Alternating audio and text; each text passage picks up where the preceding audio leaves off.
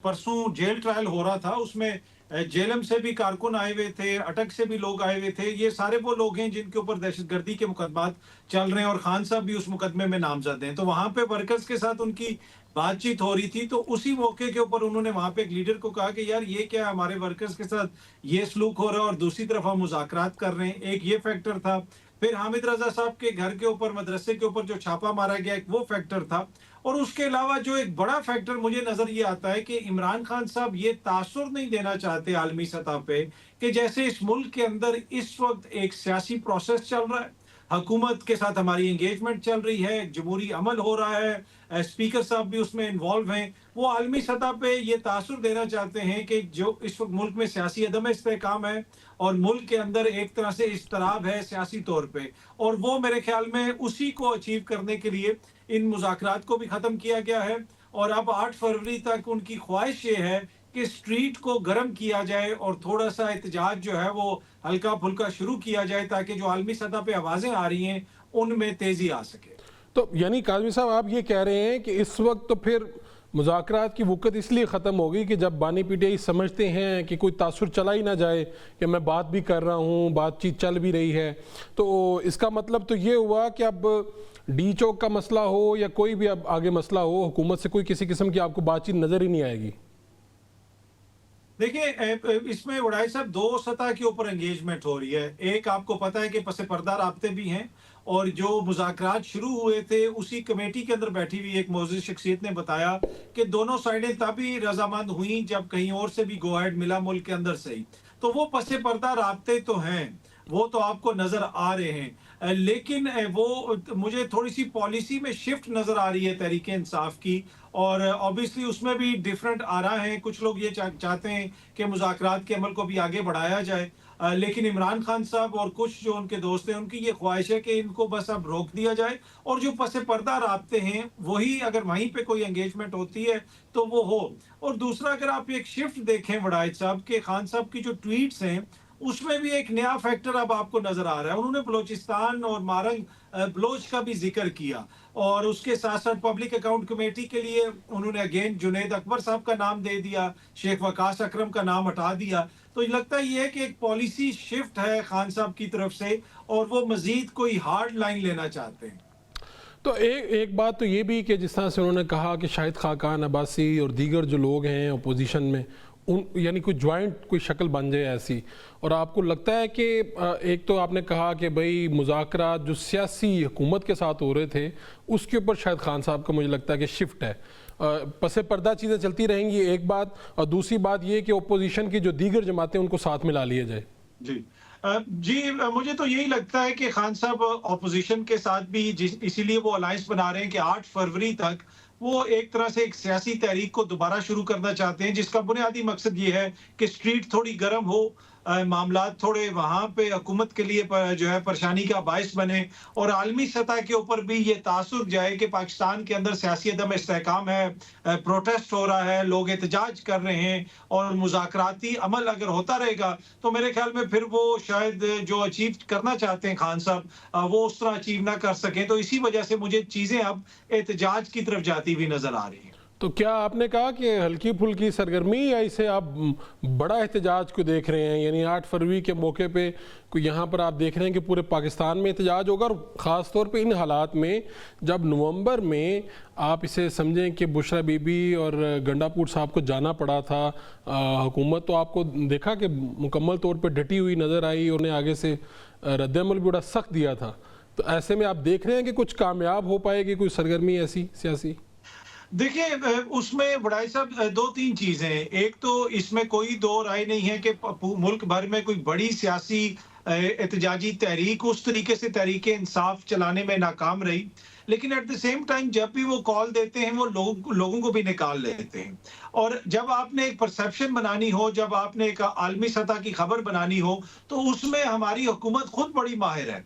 अगर वो एहतजाज की कॉल देंगे तो ये 4 दिन पहले ही पूरे शहर बंद कर देंगे, तो वो खबर खुद ही आलमी सतह की बन जाएगी। तो मकसद तो यही है कि एक सुर्खियों में रहा जाए, इसको एक खबर बनाई जाए और ये जो एक मुल्क के अंदर सूरत हाल है वो ये तासुर कायम रहे कि सियासी अदम इस्तेहकाम है, मुल्क में एहतजाज हो रहा है। तो मुझे ये लगता है कि उस हद तक तो वो कामयाब हो जाएंगे। पहले भी हमने देखा जब वो आ रहे थे, इस्लामाबाद को बंद कर दिया गया, लाहौर को सील कर दिया गया। अब क्या यहाँ पे कोई इतना बड़ा अवामी लश्कर आ जाएगा कि वो हुकूमत का तख्ता उलट देंगे?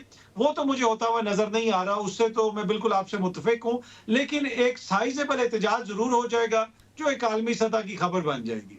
तो काज़मी साहब, ये जो पसे पर्दा मुज़ाकरात, ये खैर लफ्ज़ ही ऐसा है कि इसमें बंदा उलझ जाता है। ये यानी आर्मी चीफ मुलाकात हुई, फिर रिपोर्ट ये हुआ, ख़ुद मैंने भी कोशिश की कि चेयरमैन पीटीआई जो बैरिस्टर गौहर है उनसे बात की जाए, तो जब उन्होंने सियासी बात करने की कोशिश की गई तो उन्हें मना किया गया और मैंने ये सवाल भी किया, उन्होंने खैर इसका जवाब नहीं दिया।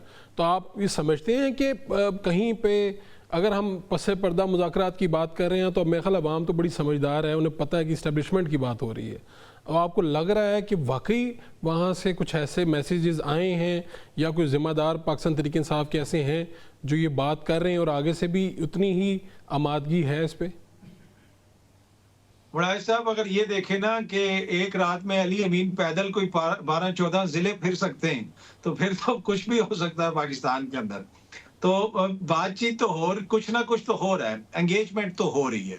पहले तो देखे ना, कहा जाता था कि इनके साथ कोई मुज़ाकरात नहीं होंगे जब तक 9 मई वाले मामलात आगे नहीं बढ़ते, लेकिन मुझे ये लगता है कि अब एंगेजमेंट हो रही है और तहरीक इंसाफ के जो सीनियर जराए हैं वो भी इस चीज को कंफर्म करते हैं कि एंगेजमेंट हो रही है और हुकूमती सतह पे भी इस चीज का इदराक है कि एंगेजमेंट हो रही है। अब वो क्या उसके नतीजे में कोई सेटलमेंट हो जाएगी, क्या तहरीके इंसाफ के लिए कोई ज्यादा स्पेस बन जाएगी? फिलहाल मुझे नहीं लगता कि चीजें उस नहज पे पहुंची हैं, कोई ब्रेक थ्रू हो गया और हुकूमत को कोई परेशान होने की जरूरत है। लेकिन एट द सेम टाइम जो अमेरिका में तब्दीली आई, आलमी सतह पे जिस किस्म की आवाजें आ रही हैं, उनको प्रीएम्प्ट करके कुछ एंगेजमेंट की जा रही है ताकि मामलात को थोड़ा या माहौल को थोड़ा बेहतर किया जा सके। तो आज आपकी वजह से हमें कई खबरें भी मिल रही हैं, यानी आप ये बताइएगा कि अमेरिका की तरफ तो देखा जा रहा है, कुछ लोग वहाँ से ट्वीट भी कर देते हैं, एक्स पे कोई ना कोई बयान भी आ जाता है सामने, तो आप क्या समझ रहे हैं, कोई पाकिस्तान तहरीक इंसाफ की तरफ से कोई ऐसा लाया अमल है जिसके नतीजे में कोई इससे भी ऊपर की चीज़ हम देख रहे हैं कि सामने आएगी? कुछ ऐसा बन रहा है, कुछ ऐसा किया जा रहा है? देखिए, सबसे ऊपर की चीज तो हमने मोहसिन नकवी साहब को देखा है और माशाल्लाह वो जिससे मिलके आए उसके बाद उस बंदे ने बड़ी जो है ना जिम्मेदारी से ट्वीट की है कि फ्री इमरान खान। ये क्या वजह है वैसे? तो मोहसिन नकवी साहब जिससे मिले उसी ने कर दिया फ्री इमरान खान, यानी हो सकता है कि नकवी साहब कायल नहीं कर सके शायद उन्हें। मुझे नहीं पता कि मोहसिन नकवी साहब ने उनसे क्या बात की। ऑब्वियसली देखें, अब जो ये सफारतकारी है ये एक बड़ा पेचीदा सा काम होता है। ये इसमें जो आपके तजर्बाकार सफारतकार होते हैं, जो सियासतदान होते हैं, वो चीज़ों को समझते हैं। अगर आप बिलावल साहब को ही देख लें, वो शहीद बीबी के बेटे हैं, वो उनकी जमात समझती हैं इन सारी चीज़ों को। और यही वजह है कि ऑल्दो के बिलावल के हवाले से यहाँ पे खबरें तो आई कि उनको वहां से इन्विटेशन आई है, लेकिन उन्होंने कोई वीडियो वहां से जारी नहीं की, इसलिए कि कोई भी जिसे आप कह सकते हैं कि बड़ा नाम या फिर जो अगली आने वाली एडमिनिस्ट्रेशन में अहमियत रखेगा उससे उनकी उस तरह मुलाकात नहीं हो सकी, तो उन्होंने कोई उस तरह चीज शेयर नहीं की। मोहसिन नकवी साहब बहुत सारी चीजें शेयर करते रहे और मुख्तलिफ मीटिंग्स को भी वो अटेंड करते रहे, लेकिन उसका कोई नतीजा हमें उस तरह निकलता हुआ नजर नहीं आ रहा। मुझे ये लगता है कि जो ओवरसीज पाकिस्तानी वहां पे जिन्होंने जिस चीज के ऊपर वोट दिया है और ट्रंप की जिस तरह हिमायत की है, तो कुछ ना कुछ तो वहां से आएगा और उसी का आप एक तरह से वो जिसे कह सकते हैं कि उसी का रद्द-ए-अमल देख रहे हैं, उस सारी लॉबिंग का, मुलाकातों का, मसलसल बातचीत का, कि इतने ज्यादा कांग्रेसमैन और वुमेन जो हैं वो ट्वीट्स भी कर रहे हैं, करारदाद भी आई। तो मुझे लगता है कि कुछ ना कुछ आएगा, क्या वो बड़ा होगा या छोटा होगा, फिलहाल ये कहना तो काज़मी साहब, ये तो बड़ी सादगी है आपकी। वैसे आप ये कह रहे हैं कि सिर्फ ट्रंप को जो वोट गए हैं पाकिस्तानियों के, उसके नतीजे में ये सारी सरगर्मी वहाँ से निकल के हमारे सामने आ रही है, यानी आप इसको लॉबिंग और उस तरह से कुछ नहीं समझते? या देखिए वड़ाई साहब, मेरी सारी उम्र यूरोप में गुजरी और मैंने पार्लियामेंट को, यूरोपियन पार्लियामेंट को, हाउस ऑफ लॉर्ड्स को, ये सारी चीजें बड़े करीब से कवर की हैं। लॉबिंग जो है ना, जो अगर पैसों से और लॉबिंग से सब कुछ होता है ना, तो रियासत पाकिस्तान के वसाइल बहुत ज्यादा है। वो एक शख्स से तो ज्यादा है। यही चीज तो हुकूमत समझ नहीं पा रही। आप मगरिब में लॉबिंग करके एक दो दफा डिनर करवा देंगे, लोगों को खुश बता देंगे, लेकिन जब कोई बंदा पॉलिटिकली मोटिवेट होता है, जब वो खुद कायल हो जाता है, तो वो जिधर भी अपने नुमाइंदे को मिलेगा, वो उसको कहेगा यार तुम ये बात करो। वो बार बार उनसे राब्ता भी करेगा। और मगरिब में आप नोट से वोट को शिकस्त नहीं दे सकते। ये जो एक समझने की चीज है। इसमें सिर्फ खाली नोट की बात नहीं है, फंडिंग तो होती है। ट्रंप की भी पाकिस्तानियों ने फंडिंग की होगी, लेकिन एक वोट का बहुत बड़ा चंक उनको पड़ा है। और यही चीज जो है ना, जो मेरे ख्याल में हुक्मरान समझ नहीं रहे। चाहे बर्तानिया में कोई मेंबर पार्लियामेंट खड़ा होता है और जब वो पार्लियामेंट में बात करता है, तो यहाँ पे कहा जाता है कि लॉबिंग नहीं, आप उसका हल्का तो देखें कि जनाब उस हल्के में 35,000 वोट पाकिस्तानियों के। जो मेरा लंदन का हल्का है, वहां पे तकरीबन 40,000 के करीब पाकिस्तानियों का वोट है। और मेरी खुद मेंबर पार्लियामेंट से बात हुई, उसने कहा कि आज तक हमें जिंदगी में कभी इतनी ईमेल्स नहीं आई। वहां पे कौन सा पटवारी से काम पड़ता है या तहसीलदार से काम पड़ता है। उसने कहा हम तो हैरान रह गए कितने पाकिस्तानी हमें आके मिले। और फिर उसने भी पार्लियामेंट में वो मामला उठाया। तो ये मामला ये है कि जो ओवरसीज पाकिस्तानी जिस तरीके से एंगेजमेंट कर रहे हैं, उसको अब लॉबिंग के जरिए जो है वो शिकस्त नहीं दे सकते। और शायद ये चीज हुकूमत को समझ नहीं आ रही। ठीक है। और ये जो पीका एक्ट आया तरमीमी, इसको किस नज़र से देखते हैं आप?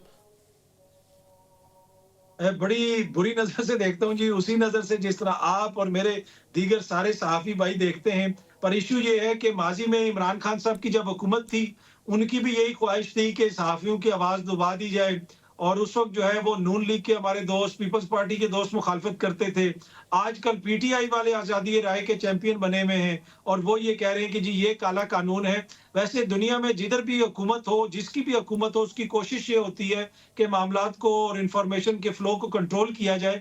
मेरे ख्याल में ये जो एक्ट लाया जा रहा है बड़ा बदकिस्मत है। बुनियादी मकसद तो यही है कि आपने इसमें क्रिमिनल फौजदारी दफात डाल दी, ताकि लोगों पे एफआईआर हो, लोगों को गिरफ्तार किया जाए, छापे मारे जाएं और लोगों को डराया जाए। मेरे ख्याल में इसकी सबको मुखालफत करनी चाहिए और हुकूमत को खुद भी नजरसानी करनी चाहिए कि क्या ये मामला दुरुस्त है।